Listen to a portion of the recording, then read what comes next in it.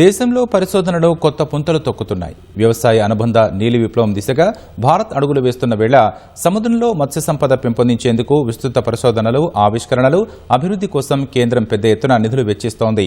మేరీకల్చర్ అభివృద్ధి ప్రాజెక్టు రూపకల్పన చేసిన ఐసీఈఆర్ నార్మ్ సీనియర్ శాస్త్రవేత్త డాక్టర్ మొజ్జాడ సురేష్ కుమార్ కు అరుదైన గౌరవం లభించింది. ప్రతిష్టాత్మక ప్రధానమంత్రి ఎర్లీ కెరీర్ రీసెర్చ్ గ్రాంట్ కి ఆయన ఎంపికయ్యారు. ప్రపంచ అనుభవాల నేపథ్యంలో బ్లూ ఎకానమీ సృష్టించాలన్నది లక్ష్యమని తెలిపారు. దేశానికి ఏటా 70,000 కోట్లకు పైగా విదేశీ మార్గద్రవ్యం అందిస్తున్న మత్స్య ఎగుమతుల రంగం వేగంగా అభివృద్ధి చెందేందుకు ఈ ప్రాజెక్టు తోడ్పడనుంది. కేంద్రం లక్ష్యంగా పెట్టుకున్న వికసిత్ భారత్ 2047 సాధనలో బ్లూ ఎకానమీ రంగానికి కీలక బలంగా నిలవనుందని నార్మ్ డైరెక్టర్ డాక్టర్ రామన్ మీనాక్షి సుందరం స్పష్టం చేశారు. ఇది ప్రాజెక్ట్ యొక్క ముఖ్య ఉద్దేశం ఏంటంటే, మనకి సముద్ర తీర ప్రాంతం అనేది భారతదేశానికి చాలా ఎక్కువగా ఉంది.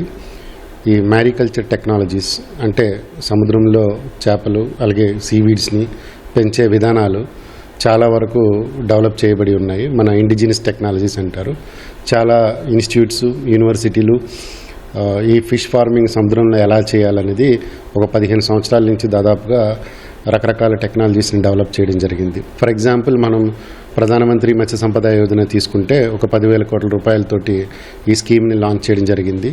అందులో కూడా ఒక మేజర్ పార్ట్గా ఈ sea cage farming, marine fish farming, seaweed farming, అలాగే సీవీడ్ ఫార్మింగ్ కూడా సపరేట్ ఫండ్ ఒక 640 కోట్లు ఇవన్నీ కూడా అలొకేట్ చేయడం జరిగింది. అయితే ఇంకా రానున్న సంవత్సరాల్లో మనకి మత్స్య సంపదను పెంచాలన్నా, అలాగే మనం ఫారెక్స్ మనం రిజర్వ్స్ సంపాదించాలన్నా కూడా మనకి కొత్త ఏరియాస్ని ఎక్స్ప్లోర్ చేయగలగాలి.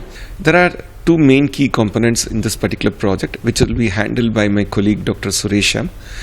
In this project, the first and foremost component is policy advisory in terms of where exactly these captive mariculture zones can be established and how they are to be established.